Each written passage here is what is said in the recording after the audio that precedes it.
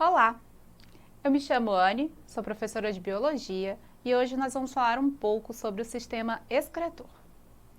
O sistema excretor é aquele responsável por eliminar as substâncias que são indesejadas do nosso organismo. Mas não somente isso, ele também é responsável por eliminar as substâncias que estão em excesso do nosso organismo. Observem a imagem. Nesta imagem, nós temos o sistema excretor masculino e feminino.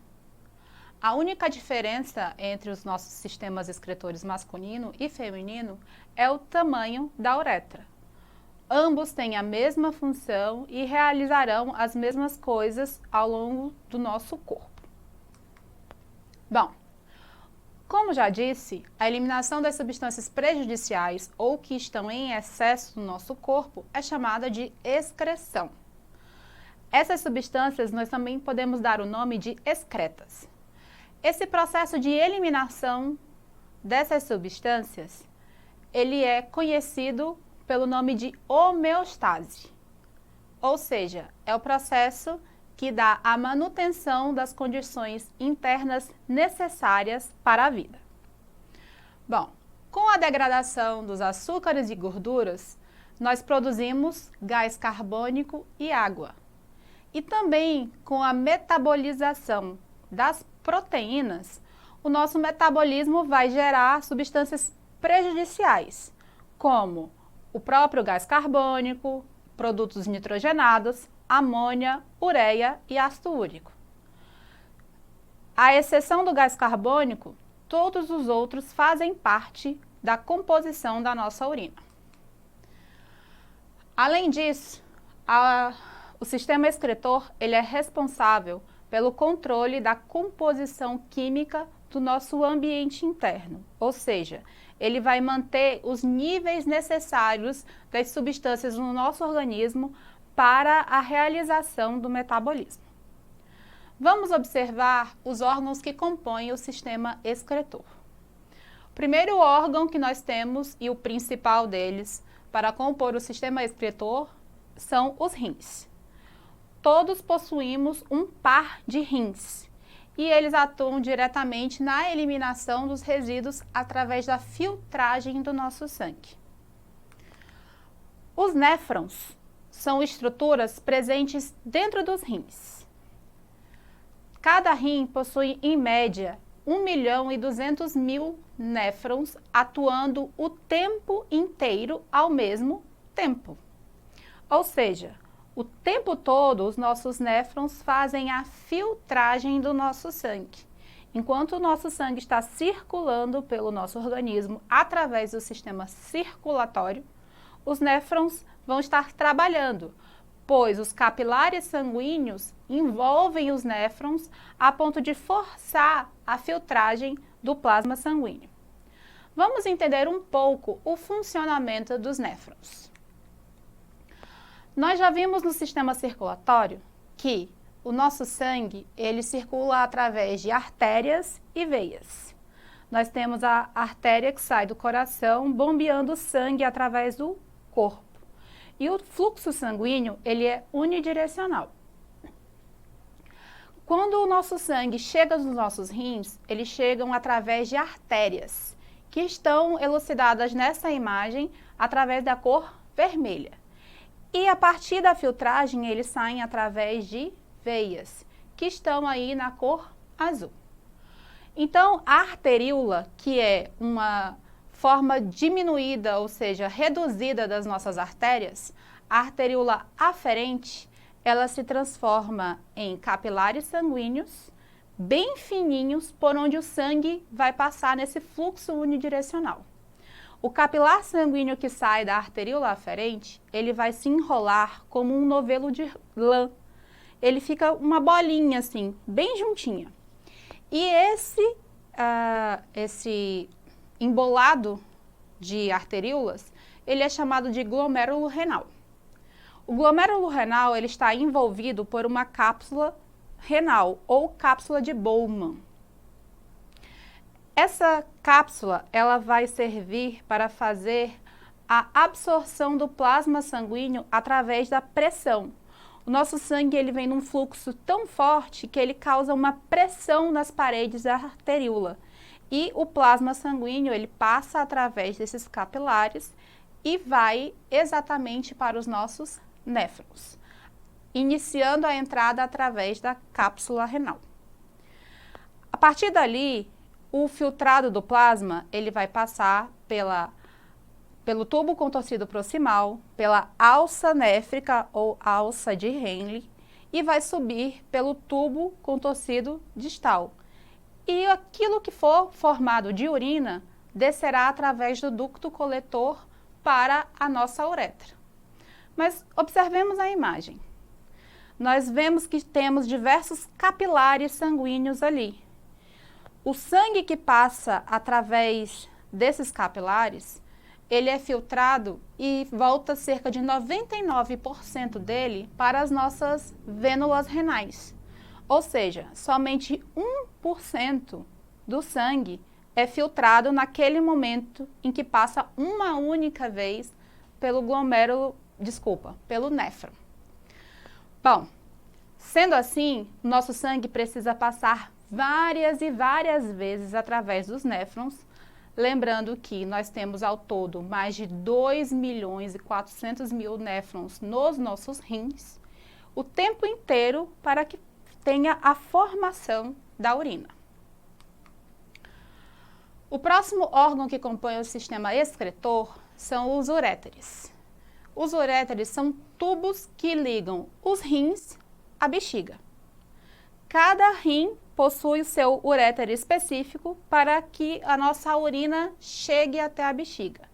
E ele serve simplesmente para o transporte de urina dos rins para a bexiga.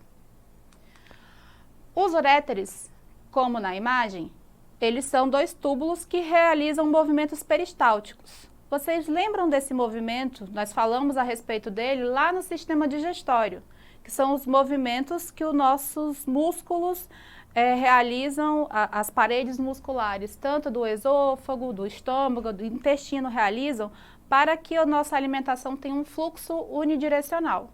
A mesma coisa acontece aqui nos uréteres. Eles se contraem para que a urina tenha um fluxo unidirecional, dos rins para a bexiga. A bexiga urinária ela é o órgão responsável pela armazenagem da urina. E nela cabe cerca de 800 ml de urina. Em algumas pessoas podem caber mais, em outras menos, mas em média, numa pessoa adulta, cabe cerca de 800 ml de urina. Observem a imagem. Nessa imagem ilustrativa, nós temos uma bexiga pela metade de líquido, né? Cheia pela metade. O que acontece? Os uréteres, eles se conectam às bexigas pelos orifícios uretrais. E o nosso músculo da bexiga fica relaxado, enquanto ela está armazenando. No momento que nós vamos ao banheiro, ou seja, fazer a eliminação da urina, os nossos músculos periuretrais se relaxam e o esfíncter urinário também vai relaxar. Para quê? Para fazer a liberação da urina através da uretra. A uretra é o canal responsável por conduzir o caminho da urina para fora do corpo e ela está ligada diretamente à bexiga. Nos homens, a uretra termina no pênis, na mulher, na vulva. Observem mais uma vez esta imagem, que mostra o sistema urinário tanto masculino quanto feminino.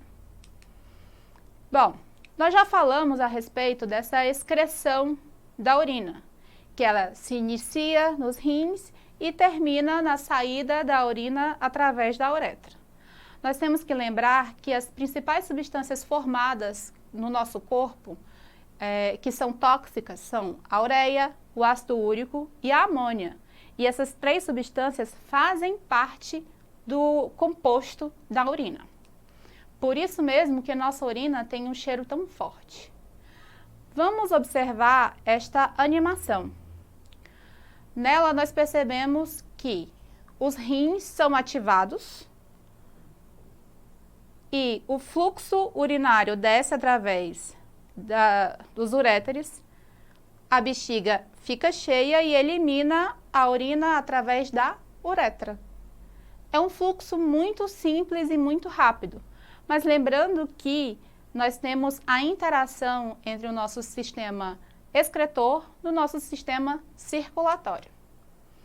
Bom, nós também podemos excretar através do suor, mas a pele ela não é necessariamente um órgão excretor, nem as nossas glândulas sudoríparas. O que acontece? O suor ele serve para regular a temperatura do nosso corpo. Porém, junto dele são excretadas algumas substâncias, como alguns sais minerais, cloreto de sódio e, obviamente, água. Então, ele também ajuda no processo de excreção, mas não quer dizer que ele seja diretamente um órgão excretor. A imagem ilustra a nossa pele e as glândulas sudoríparas, que são extremamente irrigadas de vasos sanguíneos. Esses vasos são aqueles mesmos capilares que nós vimos lá nos néfrons. Aí, nós percebemos que os capilares sanguíneos realizam a sua interação com as glândulas sudoríparas e aquilo que não serve, ela é eliminada através do poro e do suor, na epiderme. Nossos sistemas digestório, circulatório, respiratório e urinário são intimamente integrados. Devemos lembrar que nós precisamos nos alimentar para sobreviver. E dentro das etapas da alimentação, nós temos a digestão e a absorção de nutrientes. Esses nutrientes, eles caem na nossa corrente sanguínea, ou seja, no nosso sistema circulatório, que vai passar tanto pelo nosso sistema respiratório quanto pelo sistema urinário.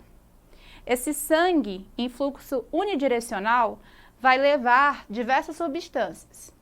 O sangue que passa pelos nossos pulmões vai para o coração, é bombeado cheio de gás oxigênio e levado ao nosso organismo. Através do nosso organismo, ele interage com várias moléculas de glicose, ou seja, daquilo que traz energia para o nosso corpo, e como subproduto nós temos água e gás carbônico. O gás carbônico é eliminado também através do nosso pulmão, mas a água excedente e os nutrientes, as substâncias resultantes desse processo são todas eliminadas através do nosso sistema urinário.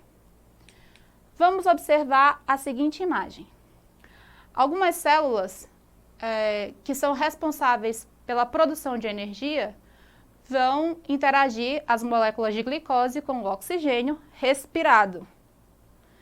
E como subproduto nós vamos ter moléculas de gás carbônico, de água e 38 moléculas de ATP, que é o trifosfato de adenosina, a energia, a forma energética que o nosso corpo armazena. Esse trifosfato de adenosina, ele será utilizado para diversos processos metabólicos. Porém, os subprodutos, a água, gás carbônico e restos de materiais serão eliminados pelo nosso sistema urinário e o gás carbônico pelo nosso sistema respiratório. Bom, se um desses sistemas não está em perfeito funcionamento ou com uma perfeita sintonia, nós podemos ter diversos problemas metabólicos. Então, nós temos que cuidar dos nossos sistemas corporais para que nenhum deles fique comprometido e traga problemas à nossa saúde. Vamos fazer alguns exercícios? Primeiro, o sangue, ao circular pelo corpo de uma pessoa, entra nos rins pelas artérias renais e sai deles através das veias renais. Lembram a imagem onde as artérias estavam em vermelho e as veias estavam em azul lá nos néfrons? Bom, o sangue das artérias venais. Letra A. É mais pobre em amônia do que o sangue das veias renais, pois nos rins ocorre síntese dessa substância pela degradação da ureia. Letra B. É mais rico em amônia do que o sangue das veias renais, pois nos rins ocorre degradação dessa substância que se transforma em ureia. Letra C, é mais pobre em ureia do que o sangue das veias renais, pois os túbulos renais secretam essa substância. Letra D, é mais rico em ureia do que o sangue das veias renais, pois os túbulos renais absorvem essa substância. Letra E, tem a mesma concentração de ureia e de amônia do que o sangue das veias renais, pois estas substâncias serão sintetizadas no fígado. Vamos parar para pensar um pouquinho. Se o sangue vem através das artérias e ele sai dos rins através das veias e ele é filtrado nesse meio do caminho, ele vai ter mais substâncias ao entrar do que ao sair. Então, a resposta correta é a letra D. Ele é mais rico em ureia do que o sangue das veias renais, pois os túbulos renais, ou seja, os néfrons, vão absorver essas substâncias. Próximo exercício. De que é formado o sistema urinário? Qual é a função de cada constituinte?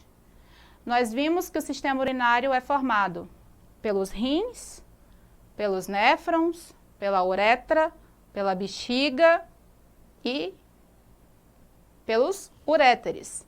Eu só troquei a ordem aqui. Vamos lá. Rins e néfrons, os néfrons estão dentro dos rins.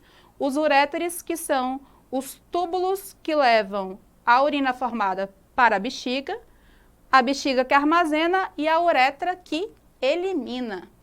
Então vamos lá, o sistema urinário ou excretor é formado por 2 rins, 2 uréteres, uma bexiga e uma uretra.